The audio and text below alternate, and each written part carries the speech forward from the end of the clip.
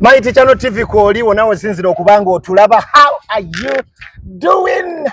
Kansibira oli bulungi in every city. If you're watching us in the US of A, how you doing? If you're watching us in CA, Canada, how you doing? Uganda, muli mutaba na Uganda. Nsoka kubuuza kubali abayina sente abagagga. Then nino kankoma wano. Tuli ku Mighty Channel TV wherever you are catching us from. Kansibira nti muli bulungi mukama abakumye bulungi nnyo. It's yet another beautiful episode. I have Annabella Wabs, omuweereza wa mukama wali waneno. Ate tuyakubanga tuwayawayamuko quite a lot of things. Kyoba okola kiri kimu kyokka oba tona subscribing ku channel eno, please do. And if you haven't followed us on TikTok, please kindly do. And also on Facebook as Mighty Channel TV. Buli wamu wonna yene channel kyasinze okubanga erabibwa abantu ate nga agamanyi mmwe mugatuwadde lwaki nedda. The beautiful Dagi. Long time. How are you, Anna? I'm good. You can see me, I'm fine. I know. Just looking so beautiful. Thank you. Ekitiibwa kyani kati? Ja mukama. Ng'oggyeko mukama. Bulijjo. Ng'oggyeko mukama. Mukama then abazadde then ekiddako kyange. Nze mmanyi kyembuuzizo kitegedde. Tekiriyo manyi gy'olaga. Eyoba obula. Amazzi ogaboluddeko. Mawene. Nsaba obuze kuba tulaba ku Mighty Channel TV tugende mu maaso. Abatulaba ku Mighty Channel, nsanyuse nnyo okubeera wano olwaleero. Mwebale kubeerako. Thank you for the support. Njagala kwebaza nnyo MC Hope for this move. Nga gospel industry, I think it's a big move for us. Era tukwebaza nnyo. Thank you so much for having me here today, and everyone on, please stay tuned. We have a lot in store for you. Yeah. Amina. Amanyi gego. Yakaba nange. We're in a happy new year mood. Okimanyi togwa bay. Like togwa bay osigala ogenda bugenzi mu maaso. Okitegeera. Ekisooka bika bulungi, ekyokubiri owunya bulungi. I mean akaviri keeko okimu kyekyo. Toyinza gamba nti bana empise kwa Annabella Wabs naye simutegedde leero. Buli w'omuyitako olina okuba ng'omutegeera. Mukama mulungi yeebale. Amina. Tutandikire eno. Annabella Wabs waliwo, I think oba yali interview oba yali, I think it's one of your songs that you do. Waliwo na mpulira ng'oyogera ku bujulizi bwo nti nno wali mu kyalo eyo. My story. Your story. Nti nno ennyumba n'ebakuba. Ennyumba yabakuba amataba ne gajja. For starters, eri omuntu akulaba for the first time. Annabella Wabs yani era abakuzaala luddawa? Okay. Annabella Wabs Mugishu. I'm a Mugishu by tribe. Era nva Bududa eyo. So mu luyimba My Story nali njogera ku wa mukama gy'atujje. Because ffe we twali eyo waliwo kubanga muli baavu, yes, naye ate nga mwebaka ekiro mwebaka bulungi. Naye kati ekyenjawulo nti ffe eri ng'ogasseeko obwavu n'embeera embi ate n'ekiro temwebaka kubanga enkuba weetonnya obeera ku bunkenge oba kati eyaani egenda okugwa kubanga olw'okuba nti mubeera mu nsozi. Okay, ffe twali ku kkuba eno wansi naye olw'okuba nti twali era mu nsozi nga landslides zibeerayo obeera tomanyi oba bunaakya, so twali ku kisa kya Katonda. So mu My Story nali njogera My Story. Yes. Limba baliyita My Story. Naye njagala kuzzaamu omuntu amaanyi aweddemu essuubi nti oba mukama aluddewo okukola oba embeera yange embi nnyo, nga njagala kugamba nti eyankolera nze n'akyusa ebyange naawe asobola okukolera. Yeah.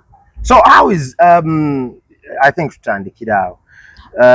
Oli Bududa ewali ensozi zakubako zakuyikirako akisa kya Katonda naye ng'olaba abantu naye nga buli lukya atwala waliwo omwaka ensozi we zaagwa ennyo ng'amataba. Buli mwaka e Bududa muba mu miramba. Kibaayo every year. Yeah. Just lwakuba kati gavumenti egenze ejjajjayo abantu nti kati abantu tebakyafa nnyo nga luli. Naye this is a place where roads are bad. Buli lukya wabeerawo ekigwa, buli kaseera twabeeranga awo mu mirambo, obeera oli awo ne bayisaawo gundi ate bafudde eno ate enkuba yasaze eno ate waliwo abaganidde wansi mu bisooto waliwo abatubuzeeko kitegeera obwo obulamu bwe butyo naye Katonda n'akyusa olugero n'atereezaamu ku bintu wadde nga byonna tanaba mbikola naye tukkiriza nti n'ebirala bijja bw'oba olina wooli nga olina woovudde awabadde awabi then it becomes a story and a testimony. Exactly. Kale n'abali e Bududa, I think you just need to be encouraged nti Katonda agenda kukola ebyakabi n'ebyewuunyisa naye nga bw'ogambye tezikyagwa nnyo ensozi ndowooza zaagwa nnyo edda bagenda bavaayo mu nsi we zaagwira edda. Are you talking about nga Museveni tanajja mu buyinza? Yaliko kubanga olinga nnyo story yedda si yadda nnyo bayawe njogera mu myaka gyange wano 2000 2021 2 3 yeah, that's when I was young and I would see these things. So buli lucha obala lukedde and you don't know whether tomorrow you're going to live or you're going to die or something's going to happen. Kubanga obulamu nga bubi ng'ogasseeko enjala, envunza, enkuba, amataba. Omuntu bw'akulaba kati ayinza okugamba ate wabonaabonako. Just Katonda omukkiriza akolamu omulimu. Akupa no beatinga ekinu ne kitereera. N'akuleetera akasusu, n'akyusa embeera, n'owunyako obulungi nga ogambye. I know. Kyobola omuntu alina olokoka abatannaba kulokoka simanyi kye baliko. So you went to school ye Bududa? Yes. Gye wasomera mpaka campus like from primary? No. Sije nasomera paka I think navaayo nga maze okola P7 saddayo ng'ozeewa era wa by that time basista bange baali bakuze asooka yali afumbiddwa so I had to leave to go stay with her yali Jinja nevaayo we navaayo saddayo ate we natestingako obulamu obweno nengamba Mugambe Bududa to hell with Bududa. Bye, yes. Paka kati. Okay. Nasibula. Wasibula bali kuzaayo nga birala. Nga birala, yes. I mean, amazing. So your parents are there still there? Yeah, my parents are there. My mom is there. My dad is there. And some few siblings. Okay. Amazing. So olunaku olwaleero you're successful. You're doing your gospel music as in bangambye olunaku zino church gy'olimu nti bakuwadde n'obusumba. Bagayo gwe small pastor, assistant pastor. Njaniriza wekiba kyakujjanga mukama yagadde. I fellowship with the Jesus Revealed Ministries. Pastor Henry Chitiwa. Eliza na ku Millennium Hotel. Yeah. Waliwo oli omusumba gwali obeera naye. Temunchabeera mwena. Sumba choyo, MC Hope. No, you had a pastor. A pastor friend. And you guys were staying together.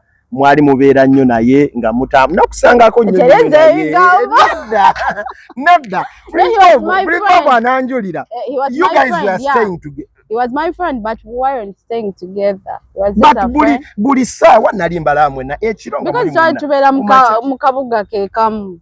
So nga kitwangwira ate oluusi twasavinganga ku mafuta nga bwe tuba tugenda ku event yemu nga tusalawo ne tugamba let's use one car we save on fuel naye nga bwe muvaayo ku kivuulo ekiro ennyo nga like you can sleep here like we can sleep here. No.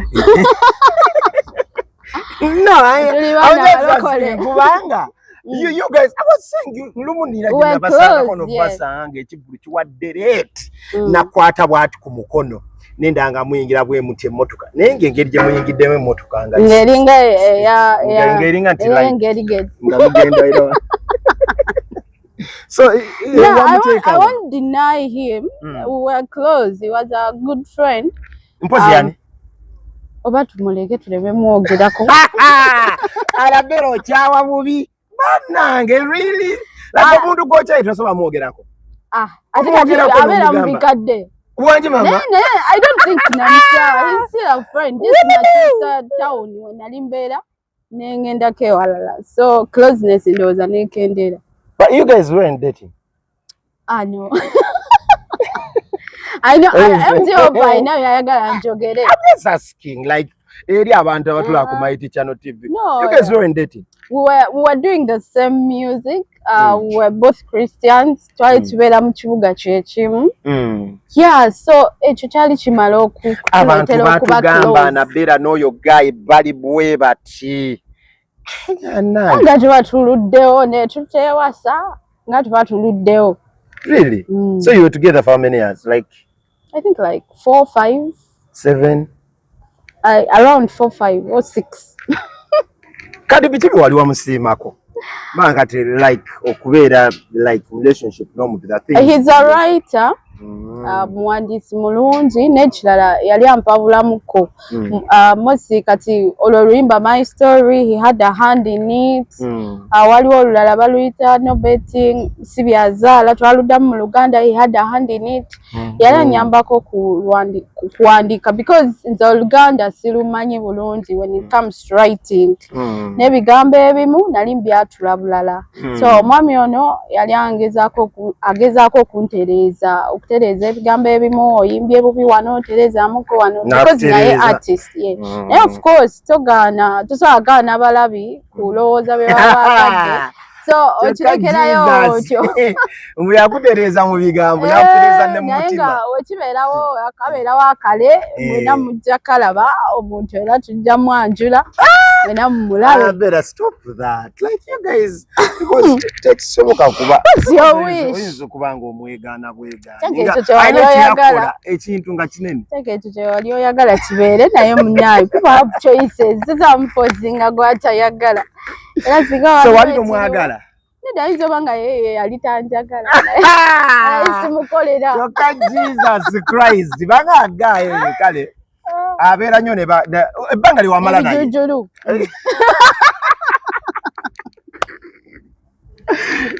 Era kigambibwa ekimu ku byakunyiiza ng'okubeera gayi ng'abeerabeera nnyo n'abawala n'ogamba no you guy. You're too much.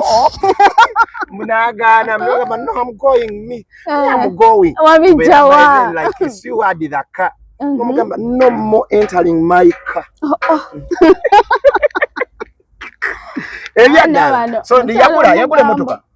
He always had a car. Bela na mamotoka man. Mwali mutambula muyiyo. No, kugambye. Katika tugambe fena tujja wano ku interview wano ku Mighty Channel. Ngate tubeera abantu wewamu obeera wano nange mbeera wali tuli kumpi. So ne tugamba kati leta yebiri katuteeke mweno. Muyiyo. Yes. Oba muyiye. Adage Annabella Wabs. So after you guys falling apart, we didn't fall apart. We're still friends by the way. We just stopped being close kubanga nze na shiftinga. Nemvayo mukali akabuga ke twali tubeere wamu nenzire walala. Nodda mu kibuga ekirala. But okusenguka tekijja relationship. Kati bino bye mwali mukwatagana nga ba neighbor bivaawo. So I mean, because people need to understand. Better go kutegeera. So kati saawa zino bw'obanga like wamuteeka ali ku bbali. Did he move on? Like I really don't know. Taina muntu munasazo. Still sure because sikyali nnyo close so sisobola kumanya, but I think he has as any other human being. Wanji mama. Jesus is etakubira kasimu ba status toze neha. We talk. Atimba status atekayo. Njuka ya kutekayo lumu sometime. Mwalinga mwena nagamba. She is. Na nenteka the one. Yakoba omanyika wala statement ezino kubera completed. Yawandika she is. Go you know take out the one. Dash. So okay, tukwagaliza birungi byerere. For people that are there and they would like to know him, like know him, know me. Know him. Katono nyoko. Who? So ye tumuleke. Tumuveeko bambi. Era ex sigale eyo n'ebizibu byo n'ennakuyo. Ani agambye ex? He's still my friend. Yoli chabaawo. Do you call him now? We talk. Do you talk to him? Not so much, but we talk. Osobola mukubira essimu kati n'omugamba how you doing? Yes, musajja wa Katonda kati emizimu wejinkuba sijja mukubira nga Nedda. Anna, this is for the benefit of this show and for the people that are watching. How are you doing? Praise the Lord. He's good. I talked to him. He knows about my praise medley. I think he shared as well. Really? So we don't need to confirm that. Yeah. I mean, okumubuuza kuno ekiganyi. Kusho. Jessica, because kati abantu baga oboolyawo waliwo embeera nawe natulaba nga wandyagadde omwami oyo waali Annabella takulinaako buzibu. Is yours. Really? Oyina omutima nze mba ngamba mukireke kigende eyo. No. Omuntu olina omwagaliza ebirungi tomanya. Around the corner oyinza omusanga. Ne muddamu. No, nakuyamba. So how are you like yourself relation-wise? I'm not married, of course. And, but are you in a relationship? Not yet. I talked to some people. Nayenga omanyi. Actually, nabaddawo nga nebuuza a few days back. Nengamba oba abazadde webabeera n'abaana baabwe abalenzi babagamba ki? Oba bafa ku bawala bokka? Because I think one of the reasons as to why maybe I could not be married by now oba lwaki bagamba Annabella fumbira is because I believe waliwo ebintu ebimu byendowooza nti omwami oba byalina okukola engeri gyalina okweyisaamu oba okwogera naye genda n'olaba nga babrothers bafa abamu kirayika oba bazadde baconcentratinga nnyo ku bawala kati bo ne bakojja tebababuulirira nosanga omuntu nga he's telling you he's interested in you naye I'm an artist, for example. My information is almost everywhere. Lwaki nze mbeera manyimbu if you're interested in me ogenda kunoonyako manye nti Annabella ye wabuyaka Annabella musawo Annabella ayimba Annabella akola kino. But you find out that muntu ajejjoli and then they don't know what to do. Literally what because to do, like ngolaba abulamu like literally nze saga agenda na muntu nga ngenzeyo okusanyusa abantu mbu yes tulidde embaga tulidde emmere batugasi but when I'm going to be there for 2 months 1 year tuyagala bya divorce tuyagala bya kwawukana bwe nkigendamu kijja kuba kiwedde whatever it takes olina osigalayo nja kubeerayo nja kwesibako beera bannange okimanyi you one of I'm taking my time. Toyagala bintu like at any point you can't divorce a person. No way. You can separate. No, I don't want to divorce. When we vow wali eri kijja kubawo ekityo. So I don't want to go with someone just to make other people happy. Twalidde embaga. I want someone when I'm walking into this person's life for good. Kubeera naye mpaka Yesu walidda. Amazing. Kati omuntu afaanana bw'atyo because I don't know.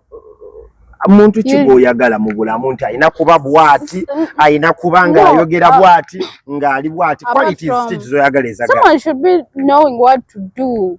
Know what to do as a man. You know your responsibility in a woman's life. Ng'ogula emmere kyogambe. Not even that. Like responsibility si gyennyini. Shed more light. It's just someone I need someone who knows that I'm entering into this girl's life, Muyimbi. She's doing nursing things. I'm in a nursing profession. Understanding me.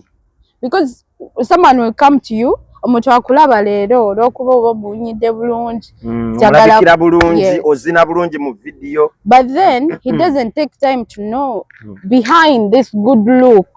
Kiki ekiriyo? Can I handle? Can I really be that man in this person's life? So it's Annabella, you so much using parables. Not even parables. Break things down. Oyagala omusajja agenda okukola ki? Naye nga musawo nga gwe bw'oli omusawo. Nedda. Wadde nga abayimbi nabo nedda. Naye anyway Muyimbi. okay, let me put things right. of course, being that we are Christians, I believe nti tuba tulina okufumbiriganwa according to the will of God nti oba yono golina ogenda naye, because sometimes tusomera abantu ate ne ba affecting obulamu bwaffe oba obuweereza nga tebali mu magenda gaffe. So anybody God brings in my lane ng'alina okuba, it doesn't matter oba muyimbi oba musawo oba DJ oba muyiribi oba woowino oba boda oba sika chapati. Because some people will think abasika chapati tebasobola kubeera. Annabella osobola okwagala asika chapati nawe. Tusobola okukyusa omulimu kasawa nga yoyo. Waji mama. Abasika chapati no. We can change the job. God will. But me, I want someone who barely knows what they do, what they are doing. Amanyo kwatu omukazi. Exactly. Amanyi chikunyiza. Now being that I'm an artist, support of course. Availability. Akolere sente za production nga weziri. Not even that. Ateke mu banange gwagala Annabella Wabs. Olina okuba ng'olina sente ng'osobola okuteeka mu production kakadde buli luyimba video bukadde 8 ebyo bya MC Hope. Si kibadde otegeeza. Chichotegeza. Being supportive, I mean, oyinza okuba nga kyompadde kakadde. But when my work is done, you're sharing to your friends, you're trying to push my work. Not someone bringing a film yankayimba and then you're posting another a secular artist and then you're saying you're my hubby. Supportive. My support. Not only financial. Abana abawala bagikonvertinga mu finances. Not really. Osobola okwagala gayi ng'omusinga sente. Yeah, why not? Tujja kuzanja. Jesus is Lord. Banange bagendo zano we tuli mutuuseewo bulungi nnyo. Ne waba toyina sente, Annabella Wabs asobola okwagala. And blessings, eh? You know one of these other girls. Yeah. That's why I'm taking my time. I want someone actually ndowooza wabera n'omuntu akukiririzamu nga mukwataganye ne waba talina, you can work that money out. In ebbanga lye muba mugenda abeera mwenna, you can join hands and make that money. So ekintu kimu abantu tebalina otegeera nti Annabella Wabs, you're a good woman. Yeah. Era omuntu bwakufuna bwati bwe paba n'akukwata bwe paba.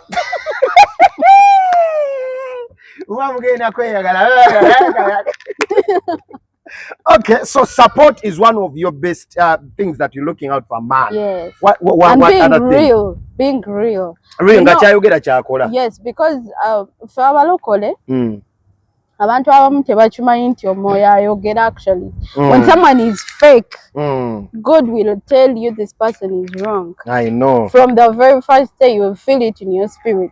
So let not someone come and it's like, I'm going to fake around. You might fake 2-3 days, but then, like it or not, you can fake for a year.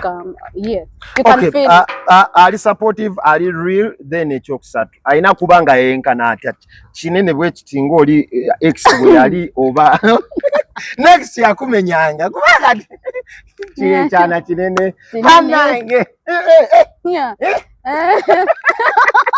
Like, were you comfortable with him? Because like you were saying, like the guy is very big. I mean, being that ndimutao ndoza nti wojago oli munene, provided you are the one, you can work on the weight. There are things that are weight. There are things that are, but nothing else there.